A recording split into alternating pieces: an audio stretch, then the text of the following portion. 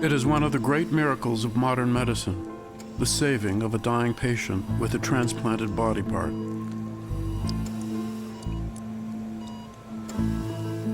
But there is a worldwide shortage of organs and a surplus of poor people who believe that the solution to their suffering is not to receive an organ, but to sell one.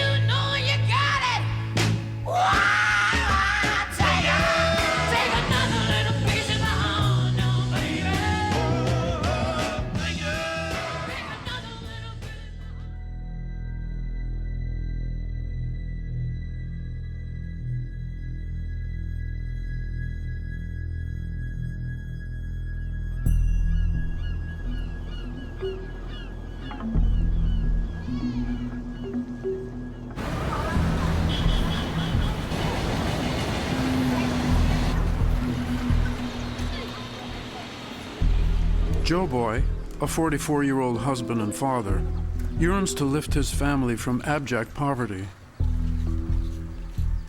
He's decided to sell one of his kidneys. His home is a crawl space under someone else's shack.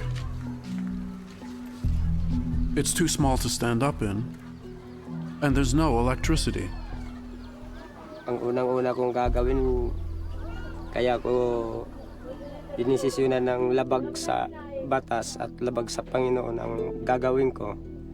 Itong bahay ko kailangan mabago man lang to. Ito lang, ayan lang ang tagi kong inaano para sa kumbaga malalaki na yung mga anak ko, binata na yung dalawa kong lalaki para naman masilayan din nila yung bahay na maluwag tulugan at nakakatayo pag nandito sa loob ng bahay.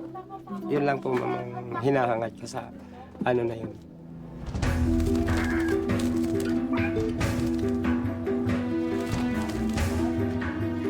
In the Philippines, like almost everywhere else on Earth, selling a part of your body is illegal. The result is a flourishing black market run by backstreet brokers like Diane. Like most brokers, Diane sold one of her own kidneys and served as the agent for a dozen members of her extended family when they sold theirs. Ay si Edwin, si Lorenzo, An-An, si Lidonio, Judy Leto. Panganay ko si Jose Leto, yan si Yap. Diane has offered Joe Boy $2,500, double what he'd earned from unskilled labor in a year. Ngayon, may grupo kami nga nakahanda na mag-donate. 6 yan po sila. Type A, Type B, Type O, EB. All they need now is someone who is desperately ill. Every year, all over the world, thousands of people like Joe Boy make the same decision. 50 years ago, it wasn't possible to take one kidney from another to save a life. Now, it's almost routine. We are born with 2. With proper care, we can live and thrive with 1. But the demand for this organ far exceeds the supply. So many desperate patients turn to the black market where, in some countries, you can pick up a kidney for the price of a laptop.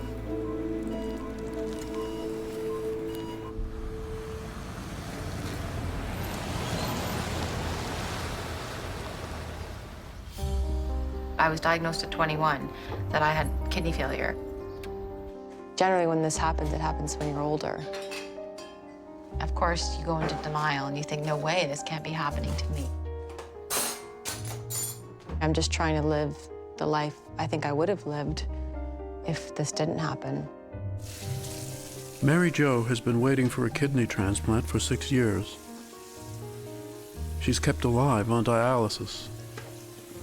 Dialysis, what it does is, I mean, it cleans your blood, but it's not just taking out the toxins, it's taking out everything. So anything good that's in your body as well comes out at the same time. So, you know, you're wiped out. When you get off, you're completely wiped out. So it takes its toll.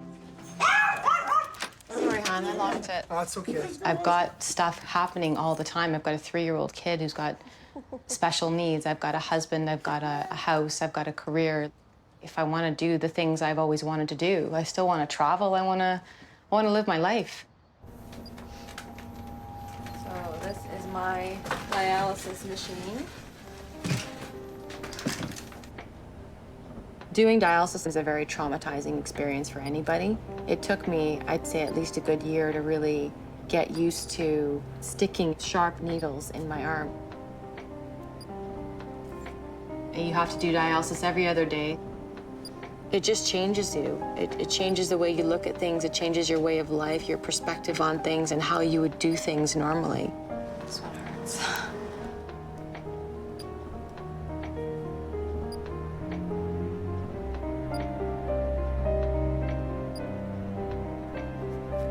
You can't stay on this machine forever. It doesn't do what a kidney does.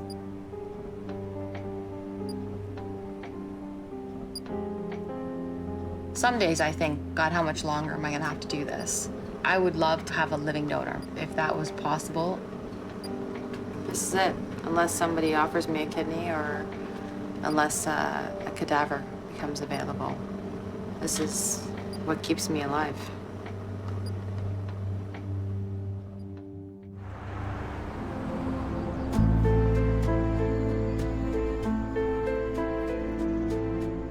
There's no point in having a bad attitude. You put up with what you have to put up with, and there's no point in complaining about it. It's a matter of just what you have to deal with.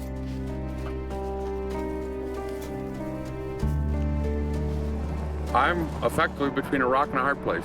If I can get a transplant in the next year or two, I will probably live another 20, 25 years. If I don't manage to maintain my health long enough to get a transplant, and they take me off the transplant list, I'll be dead in 8 years, probably. It's not living, it's existing. So, Walter, how long have you been on the transplant list already?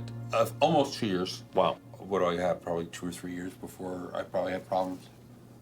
Currently, people that were put on the transplant list that at the time you were, they're waiting anywhere from 4 to 5 years for a kidney to become available unless they have a living donor. Right.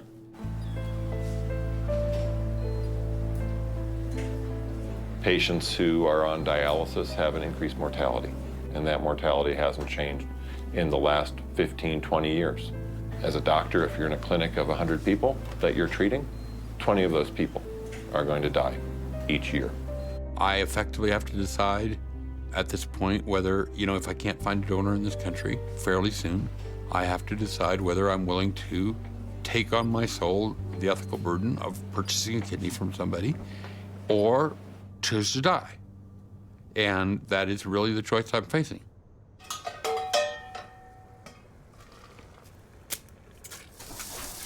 Waiting for him to get to the top of the list of transplant, cadaver transplants, just doesn't seem like it's going to happen.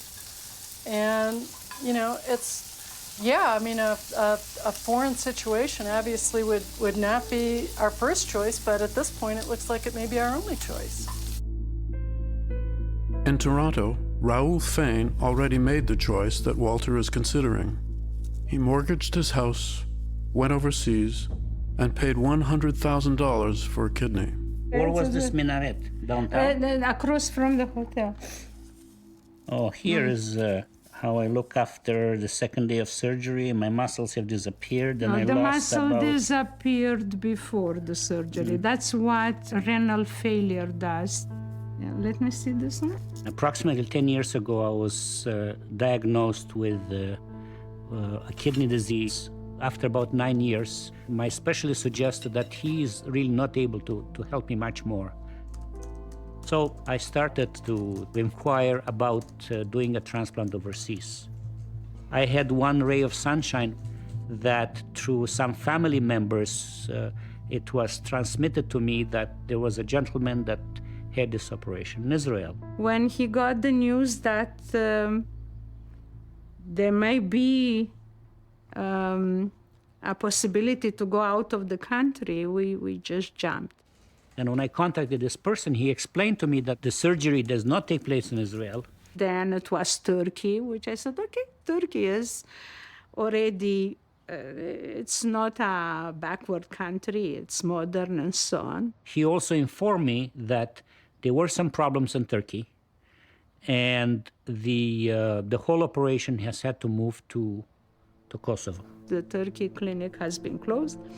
We have to go to Kosovo. So whatever we were prepared for, we were not prepared for Kosovo. Kosovo is Europe's newest country, an orphaned slice of the former Yugoslavia, corroded by corruption and strangled by organized crime. When Raul traveled to Kosovo for his black market kidney transplant, he had no idea he was about to become embroiled in one of the world's most infamous organ trafficking rings, an organization now being investigated by the European Union. Jonathan Rattell is a prosecutor and a veteran of trouble spots like Iraq and Afghanistan. He has now been sent to Kosovo to crack down on organized crime and corruption. The first case to land on his desk is the Medicus case. The charges: trafficking in body parts, organized crime, trafficking in persons, and unlawful medical practice. Okay, what are the precise allegations that ground the indictment here? There is a growing network of organ trade throughout the world, and unfortunately, the source for these organs are the indigent, the poor, the vulnerable, and the persons who want this are rich, wealthy Western nations who can pay $100,000 US for a kidney, and they are harvesting these organs. That's the top level allegation of this. To sell an organ, it's a terrible thing. But on the other hand, maybe it saves your life equally to how it saved my life. We don't know, and I cannot profess to know for what purpose that these people did it. You know, so that's why I can never be, 100% one way and say it's bad and that's it. In this clinic called Medicus, on the outskirts of Kosovo's capital, Pristina, Raul Fane's life was saved by one of Europe's most wanted men. One of the significant figures in this case is Dr. Yusuf Sumnez, without a doubt. This individual is a notorious organ trafficker and has engaged in this activity in his own home country in Turkey for a long period of time. He is the surgical expertise in this case. Dr. Yusuf Sönmez is one of Turkey's most accomplished transplant surgeons and a fugitive from the international police. He performed more than 2,000 operations in Turkey and in dark corners of the former Soviet Empire. He first made headlines when he was caught on hidden camera, allegedly offering a man $8,000 for his kidney. Ben sana vereceğim. 8.000 sana vereceğim. Tamam onu işte gerek alırken. Gel benden alacaksın parayı. Başkasından değil. His alleged practice of dealing in body parts earned him the nicknames Dr. Vulture and the Turkish Frankenstein. Arrested 6 times in his own country, Sönmez escaped conviction by producing consent forms from his donors, attesting that ultimately no cash ever changed hands. Hiç para ödenmedi. Bu işin ticaret olduğunu kanıtlayıp eğer böyle bir şey varsa ortada. But now, the transplants he performed at the Medicus clinic in Kosovo have him in the legal crosshairs once again. He had a presence. He could have commanded anybody in the room. And the way he imposed himself, just by his movements, just by his demeanor. He didn't have time for small talk, although I tried to entertain a few words with him. I said, I read a lot about you. To what he said, yeah, all the beautiful things about me on the internet, and you still came? And I said, yes, we still came because you are the only one. What really grounds this case is man's inhumanity to man. Anywhere from 10 to 15% of all organ transplants are illegal. This is an exploitation of the human condition that has to stop. Obviously, I'm biased, and obviously, this particular situation helped me and saved my life. So obviously, I'm selfish, but I don't see it like such a terrible thing, provided that that is done in kind of an honest way. The Medicus case involves dozens of people across 3 continents. Raul was one of 20 patients who traveled to Kosovo to buy a kidney in 2008. 20 people from Eastern Europe, Turkey, and Russia sold their kidneys. The prosecution claims that Raul's transplant was performed by the surgeon Yusuf Sonmez and aided by an international cast of characters that includes another doctor, a fixer, and an exploited victim who gave up an organ. To track the sale of a black market kidney, the production team sets out to reassemble all the players from Raul's operation, starting with the man at the center of the Medicus case. Amazingly, Dr. Sonmez, a fugitive from justice, wanted by Interpol, has his own website. But does Dr. Frankenstein answer his emails?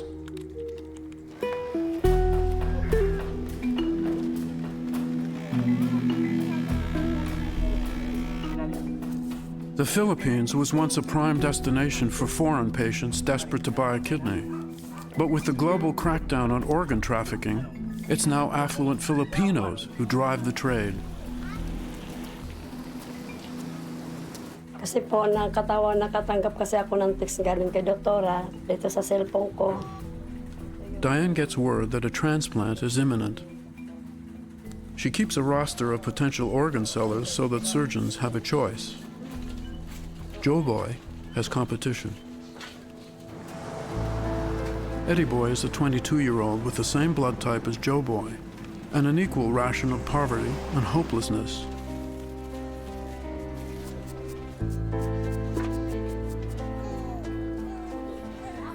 Minsan, niiwanan ko siya ng 100, pinagkakasya niya sa isang linggo. Yan lang. Wala naman kami mahingi tulong, wala rin pamilya. Wala rin siyang tatay, wala rin siyang nanay. Ako rin, wala rin tatay, walang nanay. Kaya kami dalawa na nagtutulungan. In the Philippines, like everywhere else, each donor must testify before a hospital official that they are not being coerced and that they are motivated strictly by altruism, not financial gain. Hindi ka ba nila pinersa? Hindi naman po. Ako nga po yung nag-ano kasi nung nalaman ko na... To prevent abuse, Philippine law requires that a donor have a relationship with the recipient. This is the loophole that will get Diane's candidates through their interview. Ganito, Eddie Boy. Amo siya ng nanay ko, gano'n. Yun ang sasabihin mo. Kaya inano ka ng nanay mo na ikaw ang mag-donate. Kaya pumayag ka na rin. Ano yung sasagot mo doon? Kung ano ang tinuturuan nga kita para ganun ang salita mo na. It takes Eddie Boy a while to catch on, but Diane has too much at stake to let him fail. Pag tinanong ka, doktor, kung kaano-ano mo ang sasalinan mo. Amo po ng nanay ko. Kaya idudunit ko po yung bato ko para madugtungan po ang buhay niya at saka makatulong po ako sa kapwa. Joe Boy is a quicker study. Kailangan, huwag mong kalilimutan yung sinasabi ko sa'yo na ganun ang sasabihin mo. Ang sasabihin ng nag-i-interview, nagsisinungaling ka na hindi ka binabayaran. Kaunting mali mo lang dyan, bagsak ka na. Bagsak ka na. Kaya nga, huwag mo nang bago-baguhin. Iyon na, basta kung ano ang sinabi ko, iyon na, huwag nang paiba-iba. Now, for Eddie Boy and Joe Boy, it's just a waiting game.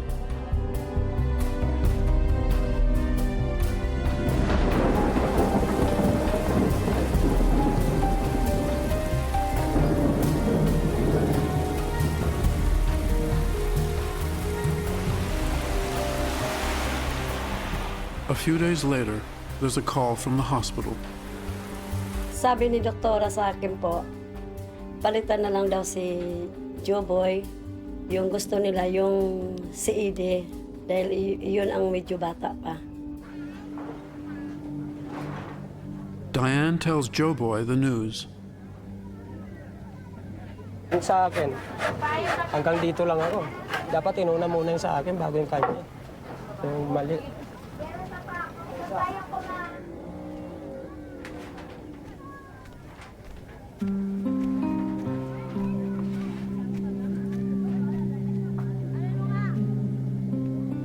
Kaya ako magpapakuha ng bato dahil kailangan kong mayawan yung pamilya ko sa kahirapan dito. Uwi po ako ng probinsya namin. At doon ko gagawin po yung balak po namin magtayo ng bahay. Tsaka bibili po kami ng sariling lote ng bahay namin. Tsaka kung ko po mag-alaga po kami ng baboy at saka manok. Ako naiintindihan ko naman kung bakit gagawin ng asawa ko yun. Kung sila hindi nila naiintindihan. Kasi hindi nila napagdadaanan yung hirap. Naiiba sila sa sitwasyon namin. Yun lang, please.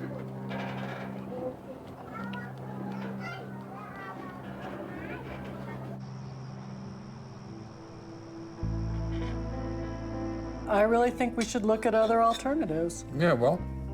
So, Laura, I appreciate that, you know, in your situation, you don't really feel that you could be a donor, but I obviously have mixed feelings. If she were to suddenly have a change of heart and say, yes, what an enormous relief it would be for everyone. I mean, I think it'd be marvelous. On the other hand, I don't blame her at all for, you know, making the decision that she's made. It's not even a rational decision, really. It's a this is a piece of my body and I'm not going to give it away. Well, I understand that. Well, I mean, surgery is scary and things are scary, and I've got lots of rational reasons, but the actual reason is just that it bothers me, the idea. I know. It would bother me too.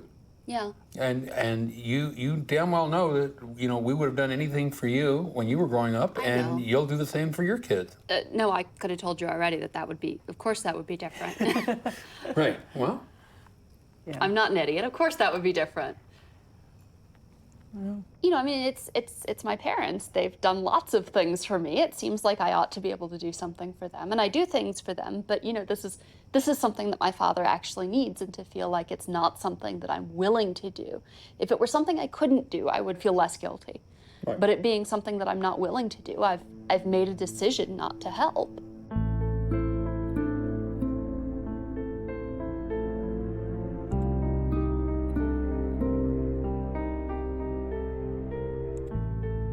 I mean, I really only have 3 choices at this point. Okay? I either get a transplant overseas, I get a transplant in this country, or I die.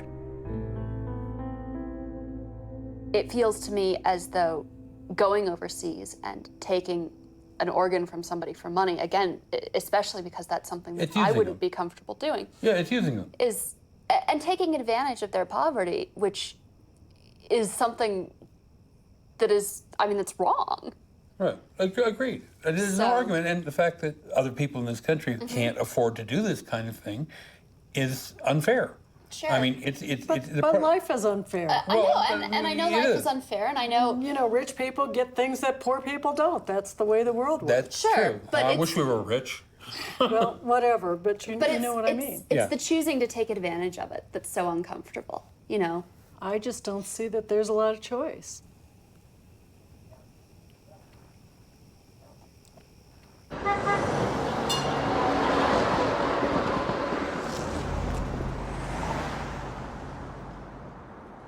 My family's riddled with kidney disease. My mom's been on a machine for 18 years.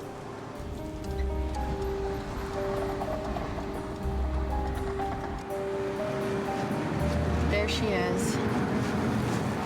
She doesn't look like the same person. I mean, if you ask anybody who knew her 10 years ago and they saw her now, they wouldn't recognize her. The change has been that dramatic. Hi. It's good. She's tired and her body is broken down in many ways. And dialysis has just crippled her. She's only 53. I didn't park very close. Do you want to park closer?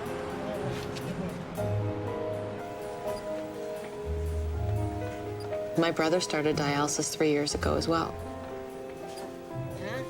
My mom developed bone disease, her hair started falling out. Like, it's just been one thing after another for the past 18 years. I just don't want to see myself go down the same path my mom has, where, you know, you just degenerate, like your body just starts to fall apart after a while. If my kids could have a transplant, it would be a new beginning. My daughter's been on dialysis about 6 years and my son 3. So if there's a kidney out there, give it to my kids before me. 'Cause I really want them that gift. I've got this cool technology. It's the latest, you know? See, what I do is I, in, out. So, you know, it's like a faucet. There's two lines There's two there. lines, basically. It's in his jugular, and that's what he lives with every day. Like, he can't have a shower. The benefits of having that, like you said, like, you don't have to put needles in your arms every other day. Well, let's just compare. You just hook compare. up and you're You good. show them your arm, and then we'll compare. Okay. This is what terrifies me. You want to see an old pro? This is 20 years. Look at this. This is the choice I had, you know? They told me I had a week to live, and this is what I knew would happen to me if they started I've sticking used me. this too many times that every once in a while it just bursts. That's what exploded. Yeah. Before Halloween. At the dinner table.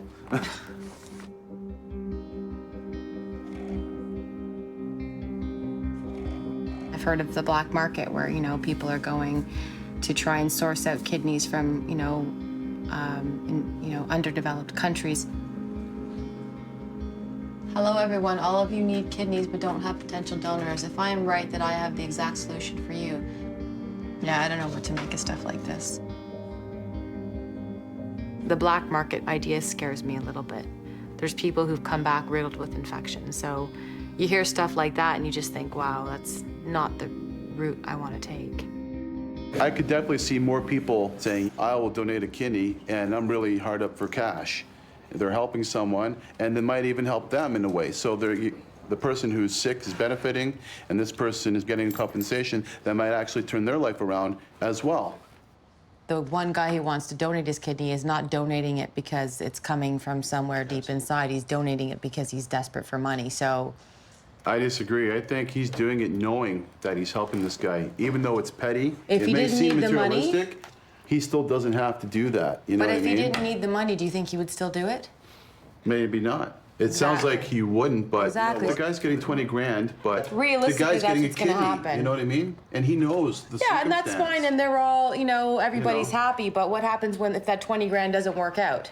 What's he gonna do? Try and sell another part of his body? Well, hopefully not. If our system is failing us, this is the outcome, right? This is the byproduct. Well, when something isn't freely available, a black market exists.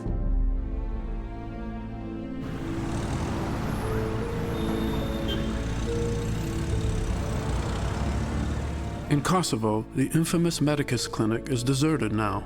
Its doctors, donors, patients, and brokers scattered around the world. Getting witnesses back to Kosovo to testify is proving a challenge for Jonathan Rattell. There's a lot of moving parts right now. There's a lot of different agencies and people involved. It's my opinion that the organized criminal group chose Kosovo for a particular reason. Its claim of sovereignty is recognized by some states and not others. We can be seeking evidence in a foreign country that will not respond to us because they do not recognize Kosovo. That is a massive difficulty. So far, Rattell has 7 local doctors and clinicians secured for the trial, but Turkey refuses to extradite Dr. Yusuf Sonmez. And there's another key player Rattell wants, the middleman who made the Medicus machine run smoothly. After all, someone had to organize blood tests and tissue matching. Someone had to book flights and take care of logistics. And hundreds of thousands of dollars had to cross oceans and change hands. According to Rattell, Moshe Harel was that someone. He is the fixer, the person that arranges all of this, the business end of the trafficking conspiracy.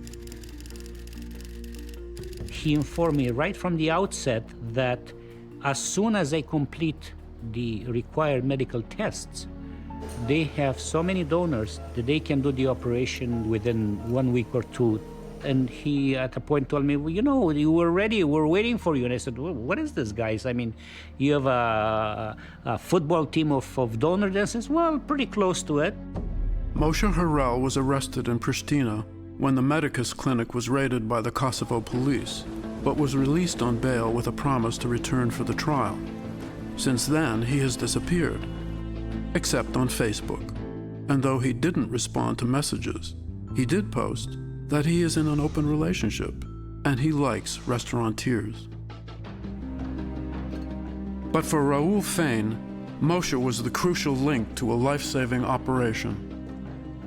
Even in the black market, in addition to a surgeon, every transplant involves a nephrologist, a kidney doctor who ensures that the recipient is suitable for a transplant and that he's matched with an appropriate donor.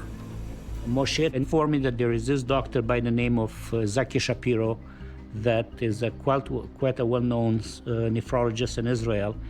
And he kind of jokingly says, go on the internet, you'll find him, he's already famous. And he didn't really specify to me what is he famous for.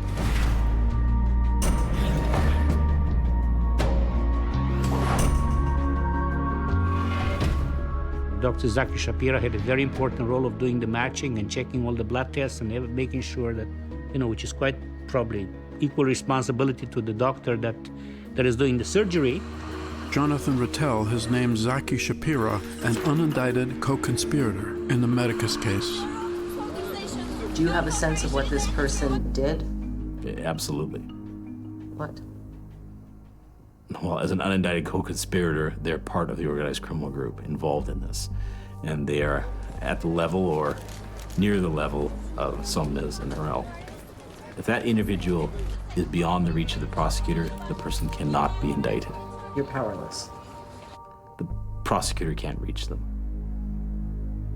Dr. Shapiro was like a father, and he at all time tried to calm both of us. You feel very assured when somebody makes a trip and takes the time to come and see you and to come to reassure you that the surgery went out okay and everything seems to be in place.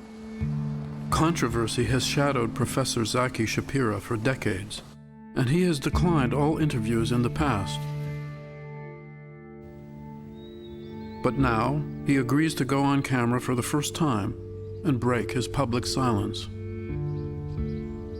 האמת שרק לפני כמה ימים, פעם ראשונה, פתחתי באינטרנט לראות עליי, ונבלתי, לא ידעתי שכל כך הרבה כתבו עליי. זה לא אכפת לי. לא אכפת לי כל זמן שאני שלם עם עצמי, שאני מציל חיים של אנשים.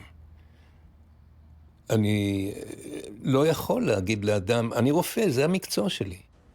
Dr. Shapiro is one of Israel's most distinguished transplant surgeons.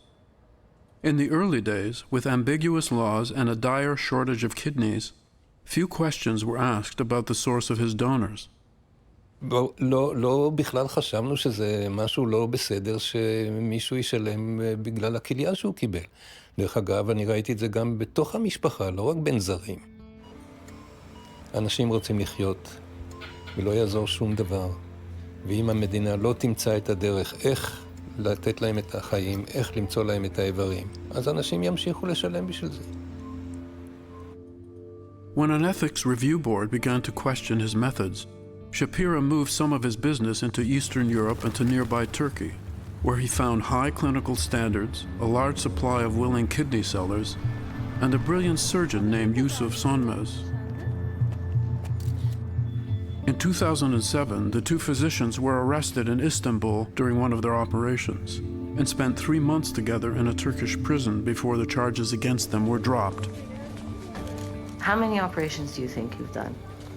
אני חושב שסך הכל במעל 3,600 השתלות כליה אני מדבר, ואלה שנקראות לא חוקיות, אני לא קורא להם לא חוקיות, כ-850.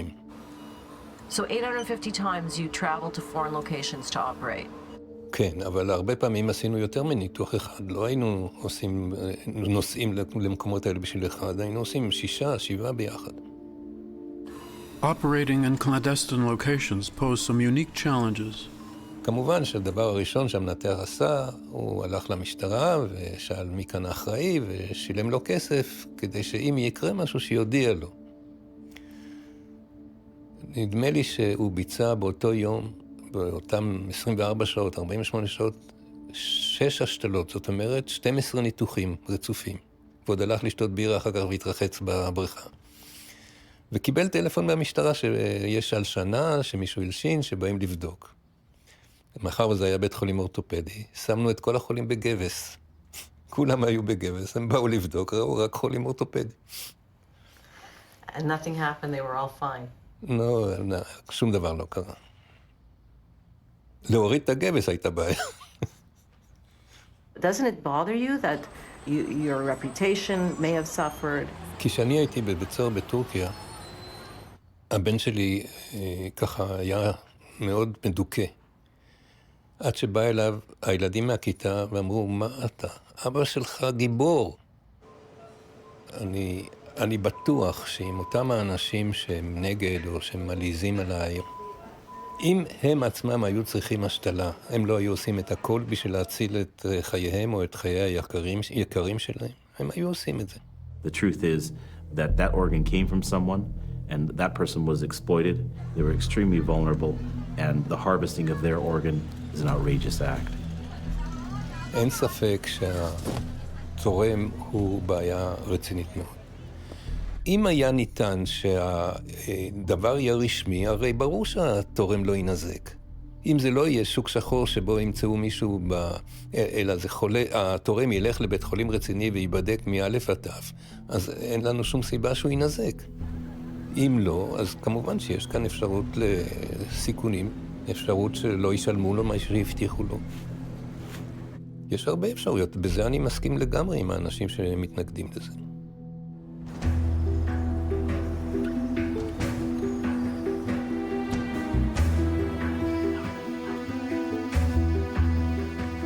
Five hours from Manila is a province where the kidney trade has cut a swath through the male population. So many in this region have sold their kidney, they have formed a small support group. Ako nagpako, ang binili ko, tricycle, bahay, washing machine, TV. Appliance na. Dito ako. Pasabungin. Naibinta naman na lahat. Eh, ikaw naman po. Ikaw naman po. Ako ay wala, bihad ko sa utang. Pinang babae. Pinagbisyo. Kasunod, next. Ikaw ay motor, tindahan, appliances, basta inom. Ako wala pare, wag mo lang tatanong, talaga ubus. Asawa lang natin. Asawa lang natin. May presyo na ibibigay sa'yo yung doktor na nakalagay doon sa papel na 180,000. Pipirmahan, tapos pagkatapos mong operahan sa kanila ibibigay yon. Ang makukuha mo na ho, hindi na ho 180,000. Mga almost 130,000 na lang. Yung 50 nawawala na ho yun. Kasi meron pa ho mga ibang ahente na binibigyan yung doktor eh. Sino yung pinagsalinan nyo? Hindi ko po nakita ma'am, pero alam ko po, Arabo. Arabo siya. Ang usapan po ay 160, natanggap lang po ay 120. Pag-usapan po namin yung 130. Pero ang tanggap ko rin naman po ay 130 din. Masasabi nyo bang pinagsisisihan nyo yung pagbenta nyo ng bato at bakit? Hindi ako nagsisisi. Ayos lang po sa akin yun. At least nakatulong po ako sa kapwa ko. Ilang taon ka nung nagbenta ka ng bato? 21 na. 45 na po. Pero yung edad nyo, ano po ang pinalabas nung... Bali, pinalabas ko na lang po ng 35. Dinaya ko na lang po sa birth certificate. Para lang makunan ako.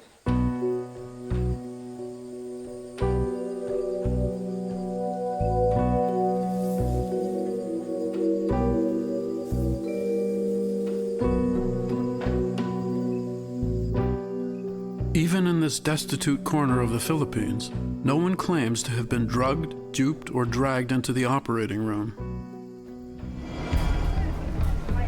They are, however, victims of a system that is unregulated and rife with the potential for exploitation. Para pong ako po yan parang naririndi po sa buhay ko, parang pawala na po yung buhay ko, kaya naisipan ko pong magbenta po ng bato. Lagi po nakukulong nung araw na yun Paano kayo nagre-recruit ng mga bagong donor?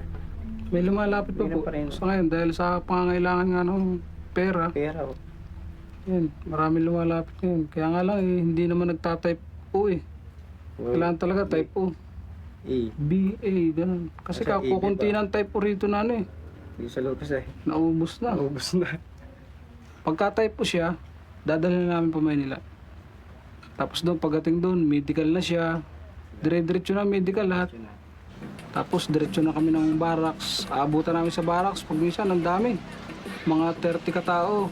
Andun, naghihintay ng match nila para maoperahan. Mga gato lang kalaki yung barracks namin eh, doon eh. Ito lang buong ito. Sama-sama lang sila doon matulog lahat. Libre lahat ng pagkain. Pag minsan eh, papainumin ka pa ng manager. Masaya nga araw sa barracks. Kaya hindi mo maisipang ikay matakot na hindi magpakuha kasi masaya nga eh. Maingganyo ka pa lalo.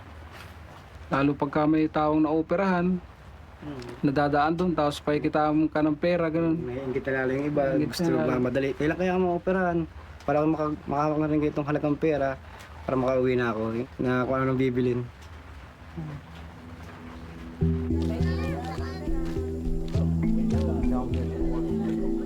The thrill of a quick payoff extends across villages and through families, like these three brothers. Noli used his windfall to buy a motorized skateboard, the only form of transportation in his village. The fares he charges, mere pennies a ride, sustain his family of 4.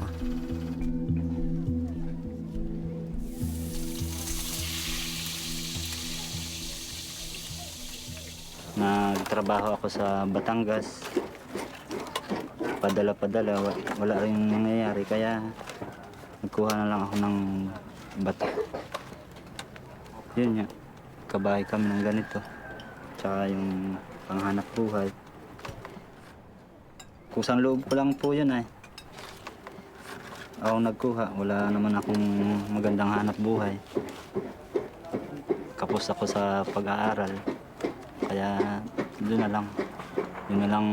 lang ginawa ko. Hindi naman po ako nahiya kasi laking tulong din sa amin nung nagbenta siya ng bato. Nayari yung bahay namin natapos. Tsaka nung mga anak ako nakatulong din dyan sa bunso. For all the men, the lure is simple. More cash than they could earn in a year or two of village labor. But Hector is one man for whom it all went wrong. He's been suffering crippling pains for months. Nung dumating po siya, hindi ko matanggap na nagpaganon na siya. Umiyak po ako nung umiyak sa kanya. Sabi ko, kahit tayo naghihirap, dapat hindi nangyari yan. Hindi mo kailangang mag-donors ng ganyan para makatulong. Sabi po niya, Mama, kaya mo na gusto kong makatulong eh. Yan po sabi niya. Hector spent the proceeds of his surgery long ago, so the production team pays for an ultrasound to find the source of his chronic pain.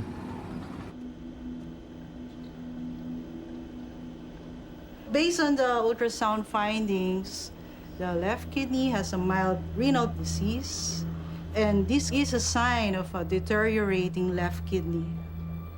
There is really a problem. He will be a candidate for dialysis, and he himself will be looking for a donor. Hector should never have been accepted as a donor. He likely had kidney disease long before he sold his organ on the black market. His remaining kidney is failing quickly. Probably, tragically, so is the one that he donated to a dying stranger. No one knows how many other horror stories could be told in China, in India, all across the developing world. Yet for all its dangers, the lure of using the body as a bank book remains irresistible.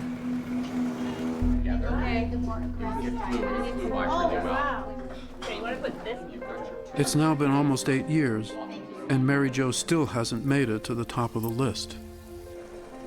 I don't know how she does it some days. Putting those needles in her arm for 8 hours every other day, and then working and taking care of her family. And, And it's been going on for almost 8 years. It's inconceivable. And it's wearing on us. It's wearing on her, especially. You know, she's growing, she's getting tired. And I feel terrible about it. I'm inspired by her. Like, I used to be irritated because I was, you know, maybe a bit more immature and selfish, but now it's, you know, we've got a kid together and we've got a life that we built, and you got to suck it up.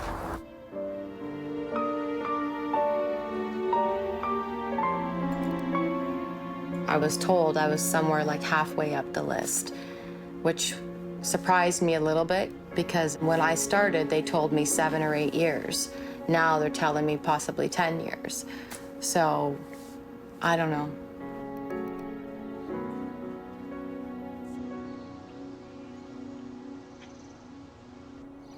When you were here last time, we were thinking very strongly about trying to figure out how I could go overseas to get a kidney, because we knew that I didn't have very long and nothing seemed to be happening here.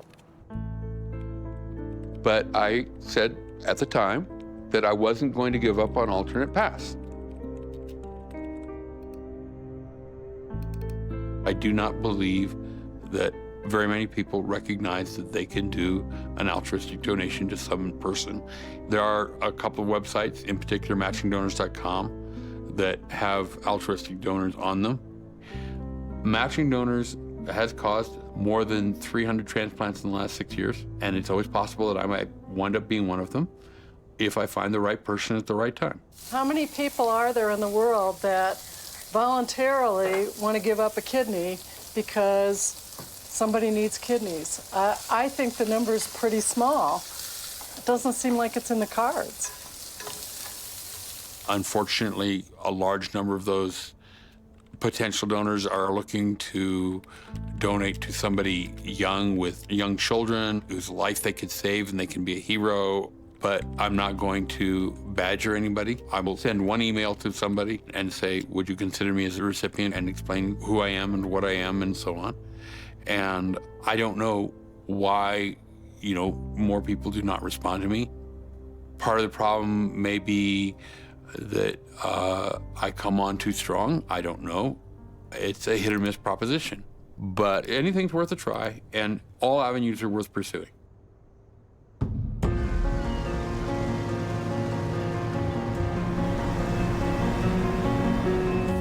In Turkey, the infamous Dr. Sönmez is still at large. But surprisingly, he does respond to his email with a dinner invitation in Istanbul. No cameras, no crew.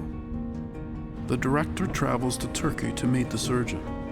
She assumed the meeting would be clandestine, but is surprised to find that dinner includes his parents, his wife, and young daughter.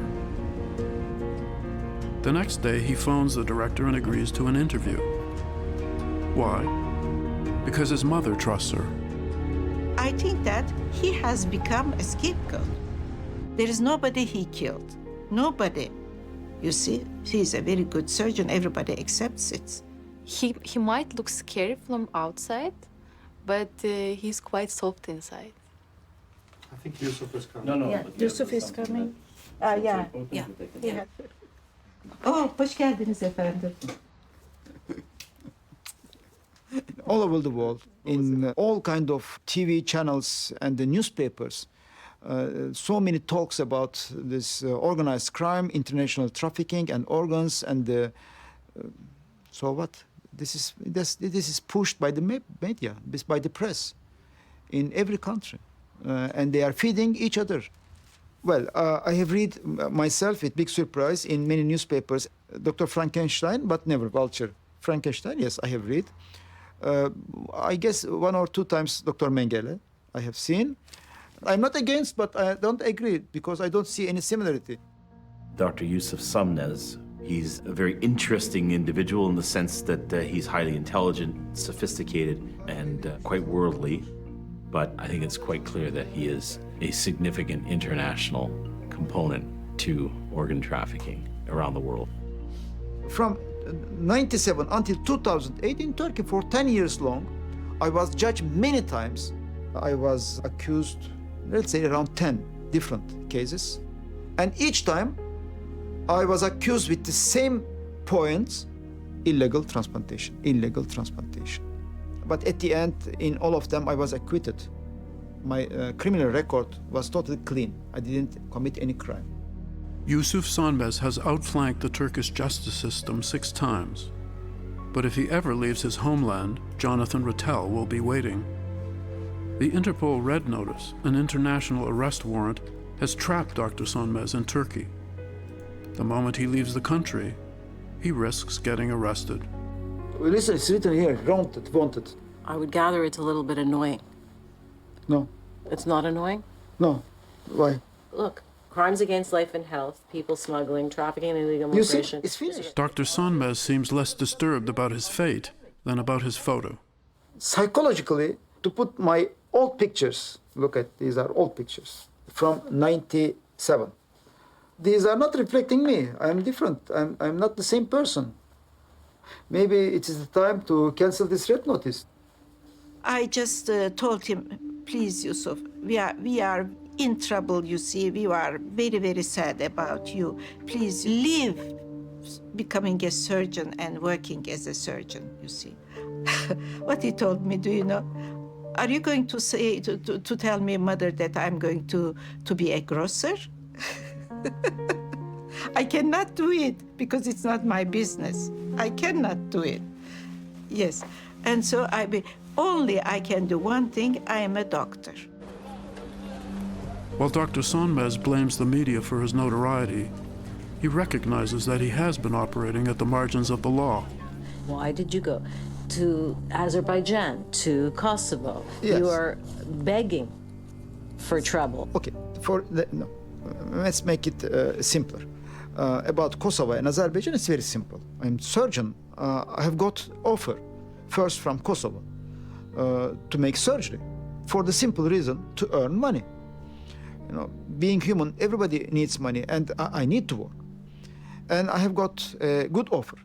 Dr. Sonmez cannot understand why there is any legal question about it, and the morality of what he is doing escapes him. I think that he believes that he is providing a service to extremely desperate individuals. Anyone who has some brain and some reading capacity, I guess, can read and understand the law. According to this law, the doctor obligation is just to check that the donation is for altruistic reason.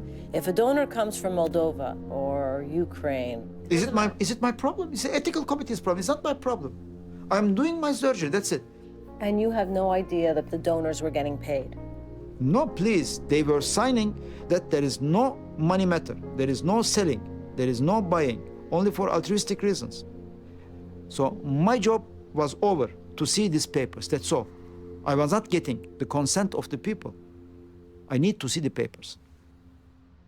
This Kosovo case, because it touched really all of parts of the world, it affected not just me, but my family.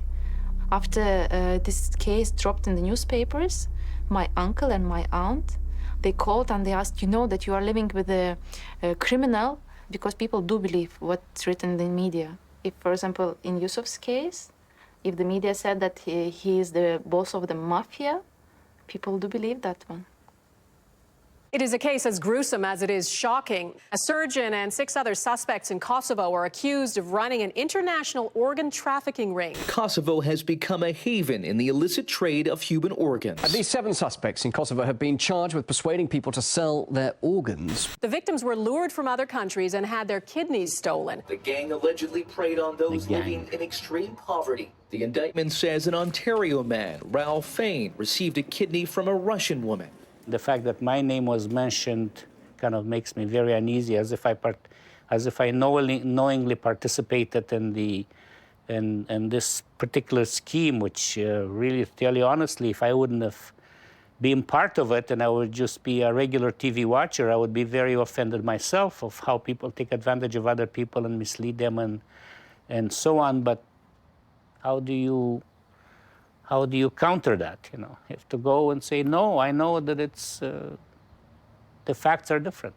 The medical ethics of this are clear to anybody involved in the profession.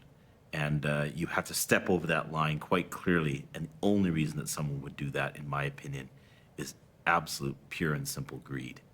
That's what motivates us, is the motive for obscene profits. Your doctors involved, nephrologist and surgeon and all these people, and I think they did it more than just pure money. I mean, everybody works for money. You don't work for nothing. But I don't think that was their primary motive for doing this. It is suggested I was, by one person, that I am getting for each transplant $100,000. So until today, I have performed more than 2,400. So if I multiply these two, I have an account like $250 million. It's huge money, really huge money. And so I must ask you the question now, am I looking like a person who has $250 million in some way? No, you know, my family and my parents and my life, so, well, we are not poor, but we don't look like $250 million, right? The economics of the organ trade are a challenge to unravel. The compensation that donors receive for selling their kidney varies widely. The poorer the country, the lower the price. In India, the payoff can be as low as $1,000. In Egypt, it's $2,000. In Turkey, up to $10,000. The cost of the operation might be 10 times higher, but many people get a piece of the action.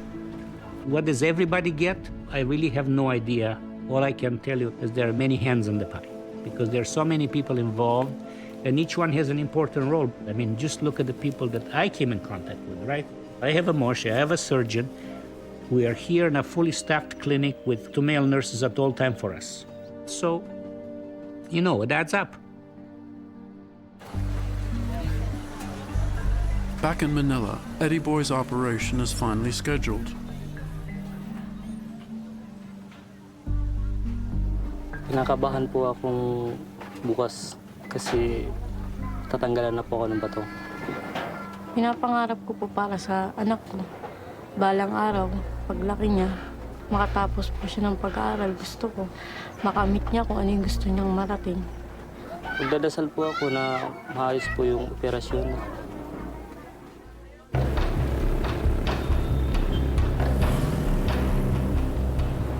The next day, Diane accompanies Eddie Boy to the hospital. A few hours after Eddie Boy is admitted, a member of the production team, rigged with a hidden camera and posing as a relative, will meet him in his room. The goal is to identify the recipient and see how much money changes hands.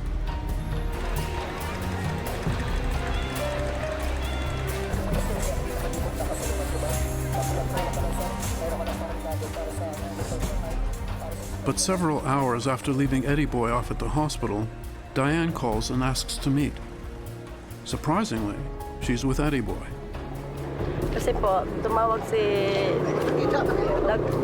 doktora na postpone yung admit niya kasi nagkaroon ng komplikasyon sa bata. Ready na nga po ako eh. Nga inaasahan ko na matatanggalan ako ng bato dahil kailangan ko nga eh. It's an unlikely story. Transplants are rarely canceled at the last minute. With a little investigation, we learn the truth. Uncomfortable with the cameras and the focus on Eddie Boy, Diane replaced him at the last minute with another one of her clients, a man who has just returned home with fresh bandages and what should have been Eddie Boy's cash.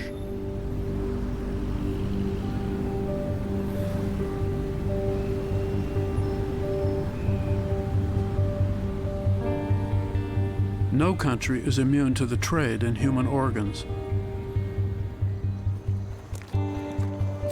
My family thought I was nuts. At first, it was like, you shouldn't do this. Why are you doing this? Why are you even thinking about it? In a suburb of Philadelphia, Jason Chamberlain sold his kidney on the internet. What are you doing? What are you doing, honey? I'm gonna go on Craigslist. You're gonna go on Craigslist? For what? I'm gonna go on the free section and see if I can find stuff to clean up and resell on Craigslist. I love you, son. God bless you. I'm basically doing whatever I can to survive.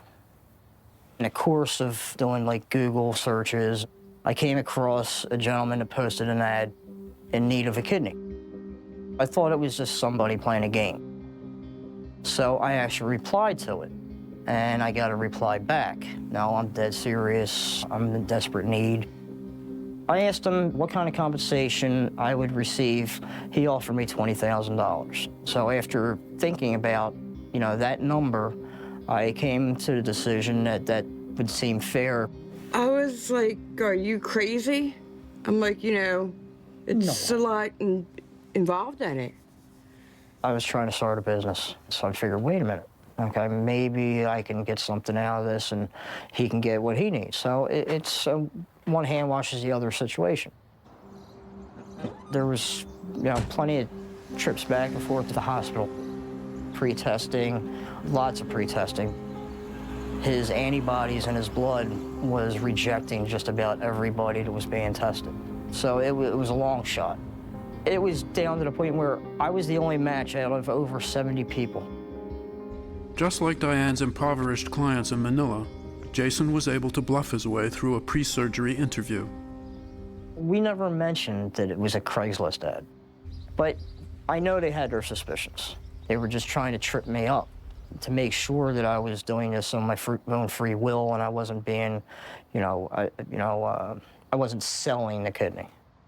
I don't feel exploited, and I don't feel that I exploited the recipient either. I feel that it was just something we both agreed on. I needed to live, I needed to survive, and so did he. So that's why, I'm sitting here a living donor, and he has a kidney that's functional.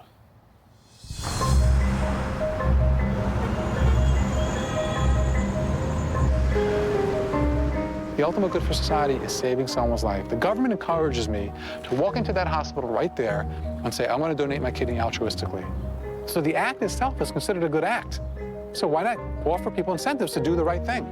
What's wrong with that?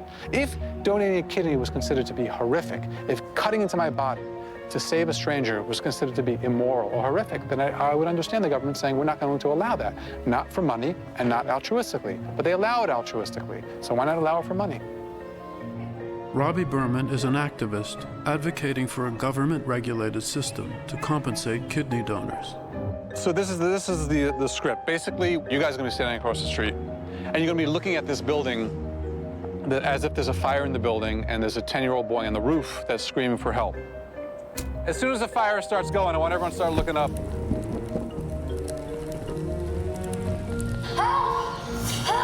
It's clear to me that if you want to get a message across, YouTube is the way to go. So I want to make a video that will, in a fun way, get the message across. The kid represents 7,000 Americans that are dying every year. That's my boy. That's my son. You turn around and you say, you'll give $1,000 to anyone who will save my son. For $1,000, I'll risk my life. The guy in the black leather jacket, he is the poor person who's being exploited.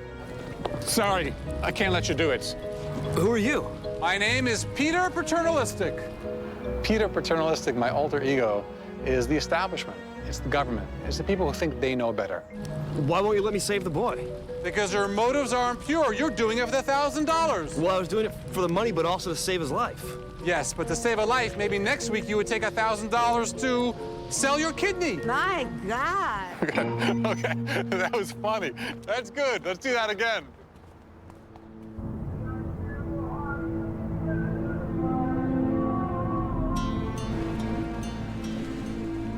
The crux of the Medicus case lies with the exploitation of the victims, who were compelled by desperation to sell a body part. There is a propaganda machine as far as looking at it from only one viewpoint, that organs are stolen against people's wishes. But I can say that from my experience that the donor seemed quite willingly to do the surgery. All of the donors have returned to their home countries.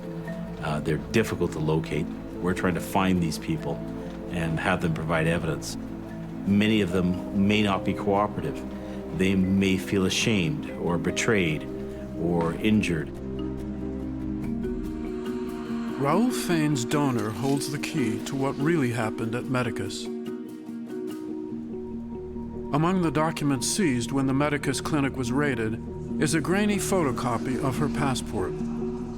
The alleged victim of this international organ trafficking ring is a woman named Anna, from a country called Moldova. Raul's donor will be the final link in the anatomy of a black market operation.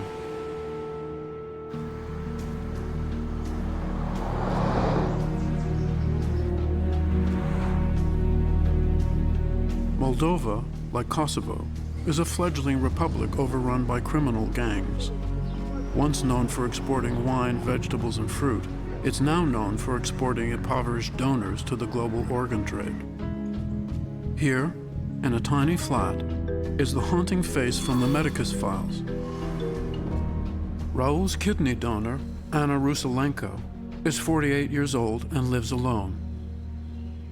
Her journey to the Medicus clinic began with an ad in a Russian-language newspaper. Потом я позвонила по этому номеру, который был указан в газете. Он представился Эдуардом, этот человек. Вот, я сказала, он сказал цену, какую там заплатят мне. Он говорит, что $12 000. Я говорю, ну, мало, конечно, говорю это. Вот он говорит, я говорю, а сколько донор будет платить, реципиент будет платить? Он говорит, $120 000 он платит за операцию. Там надо платить за клинику, врачам, анестезиологам. Ну и с этой суммы идет мне там, в общем, вот такое дело. Значит, мы когда уже вылетали в Косово, в аэропорту в Турции, Эдик показал, что Аня, это будет вот твой реципиент. Вере показал ее. Там был мужчина такой высокий, худощавый, седой. И с ним была женщина с короткой стрижкой, темненькая, в очках. They were dressed very careful, very appropriate. One had quite a few pieces of jewelry. Чисто по-человечески жалко. Он такой был несчастный. Он еле передвигался вообще. Он еле шел, жена его держала под руку. They seemed to be smiling. They didn't appear to be nervous. Мы так с ним поздоровались. Да, естественно, мы не общались в самолете.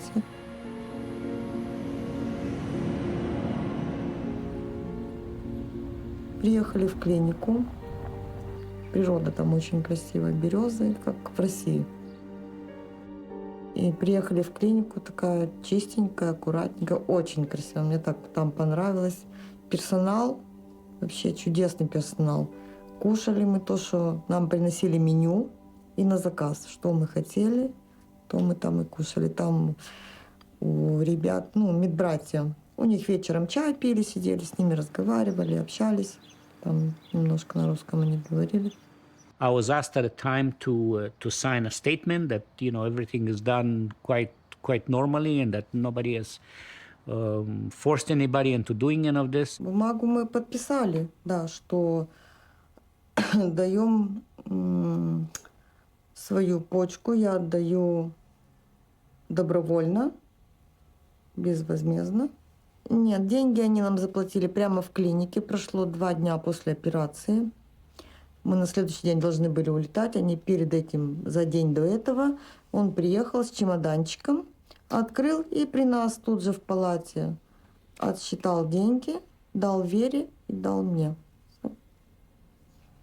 Хорошо себя чувствую, нормально, ничего не болит, все нормально, шрамик уже не заметен.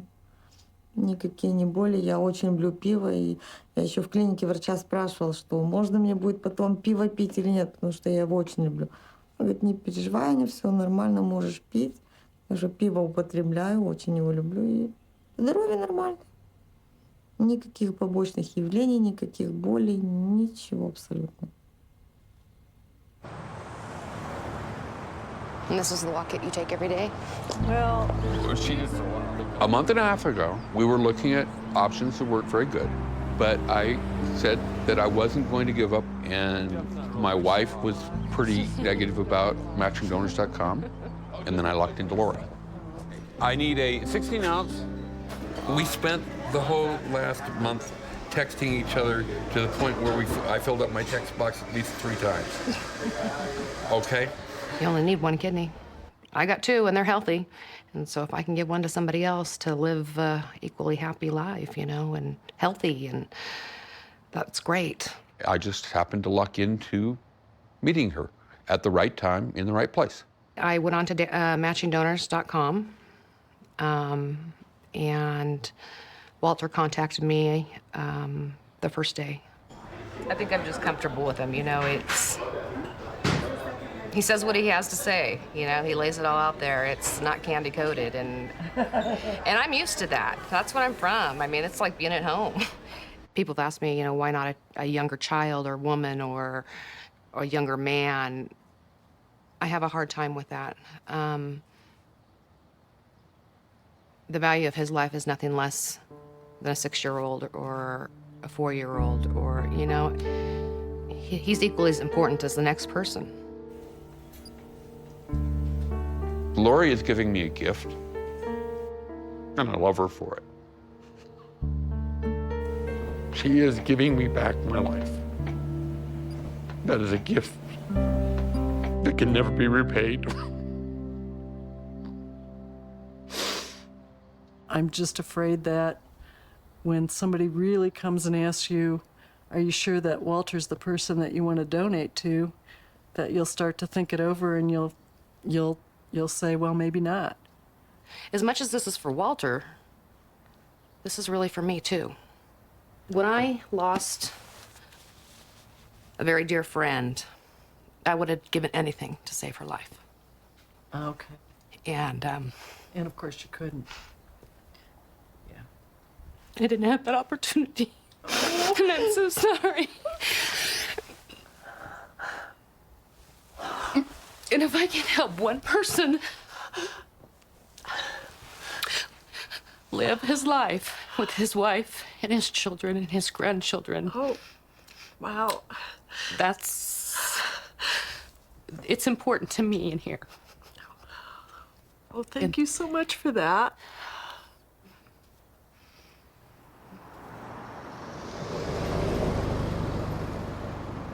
How's life been on dialysis? It sucks. It sucks, huh? Yeah. How's the transplant list doing?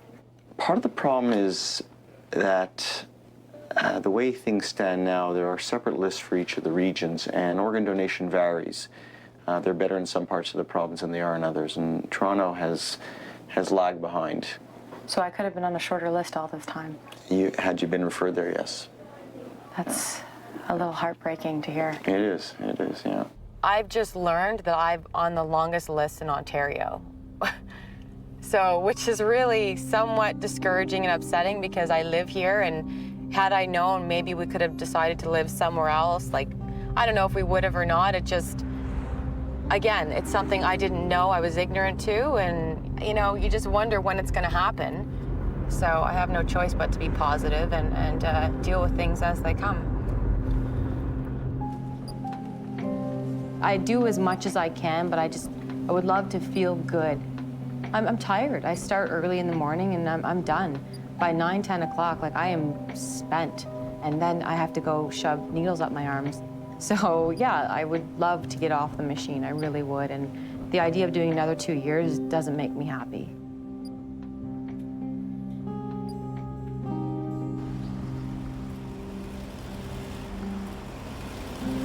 God, I'm scared. Don't be. Why? Just surgery, you know.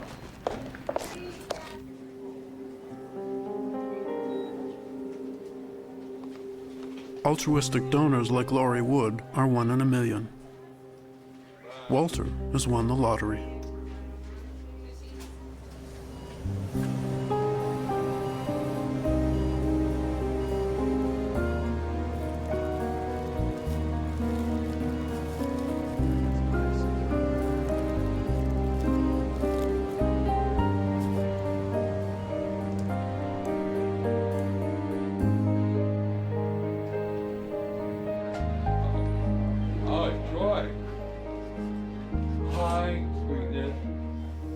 It was really good just to see Walter this morning, and he looked incredible, and that's great, you know? It's a good feeling. You can make that kind of a difference in somebody. You're not gonna make lots of trouble. You be good, behave yourself. I know I'm gonna make lots of trouble. No, you're not. I owe Lori the rest of my life.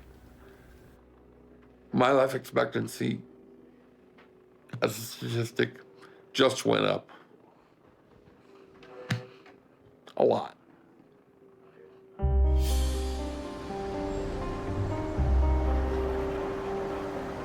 Brought together by fate, Anna Ruselenko and Raul Fein are now linked in a court of law as well. Jonathan Rattel's indictment of Dr. Sonmez and the rest of the Kosovo transplant network has brought suspicion and detectives into their homes. В Молдове уже тут дернули наши, полиция наша дернула. Да, меня привезли в полицию, посадили меня за стол, а он напротив сидел, полицейский. Он встал надо мной, вот так на руках, и прямо стал орать на меня. I had a visit from the RCMP, which informed me that they are acting on behalf of Interpol. Они говорили, вот, давили на меня тем, что помоги нам, напиши то, что мы хотим узнать, что это нелегально все, потому что они себе денег нахапали, а тебе там копейки заплатили. Я говорю, нет, я ничего писать не буду, это было все добровольно с моей стороны. They are always surprise-type visits and not finding me home, spreading their business card to all my neighbors and telling them, oh, I'm looking for Mr. Fein, do you know where he is, and so on and so forth. I found this method a little bit disconcerting. Там, я думала, он что вообще начнет бить меня. У нас может быть и такое, могли бы и закрыть меня. I had no choice but to give the testimony or I would have faced a jail sentence. They are circling me, yes. It's like strangulation, right? Even you feel that it's impossible to breathe free. So I know the solution. It's very simple. Who is the surgeon without complication? The one who is not doing surgery. So that's it. This is my solution. If I don't move my finger, it's solved. So I don't do transplantation, and that's finished. כאשר אני צריך להציל חיים, אני אגיד לו, לא, אני לא מציל אותך בגלל שזה לא חוקי, איך אפשר? אני יכול לעשות את זה כי יש לי את הקשרים המתאימים שאני יכול לשלוח אותם למקומות מתאימים. בגלל שזה לא חוקי אתה צריך למות? מה זה? זה לא ייתכן. There was a guy in Brooklyn here who got caught 6 months ago being a broker, buying and selling kidneys, and he made money, he became wealthy.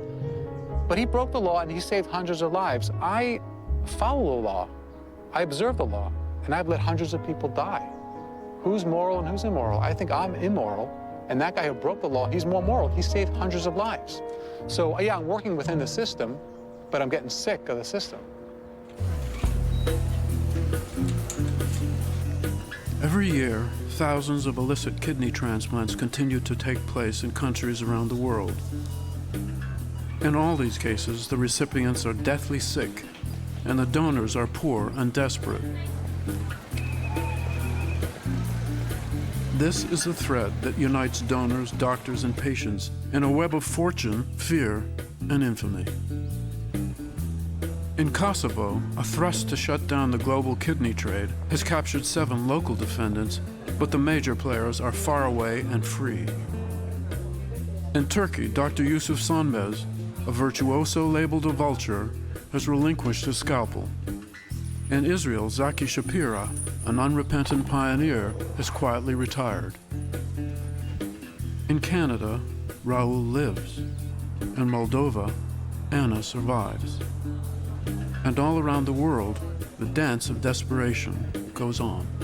This case is the hallmark of a rank exploitation of the human condition. These victims were identified, selected. I just hope that the donor has benefited from this at least as much as I did, because I benefited a lot. Нет, абсолютно не жалею, что говорила уже, что наоборот довольна, что этот человек, что Рауль жив-здоров, что все у него хорошо. Where's the love song set us free?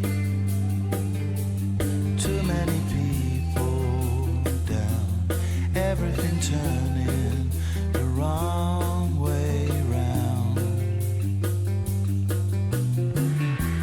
And I don't know what love will be, but if we start dreaming now, Lord knows we never clear the clouds. And you've been so busy lately that you haven't found the time to open up your mind and watch the world spinning gently out of time.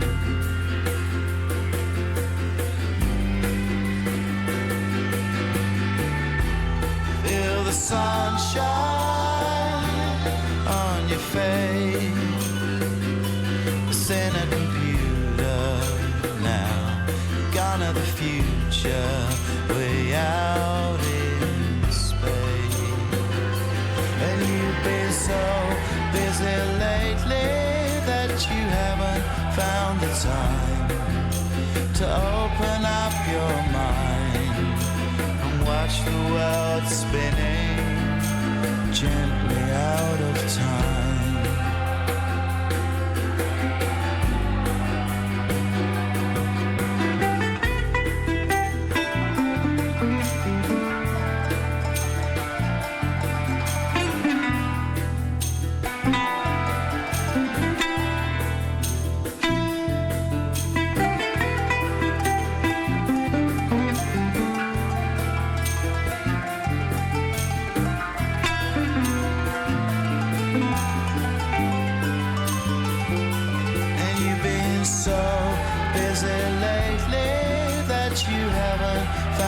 Time to open up your mind and watch the world spinning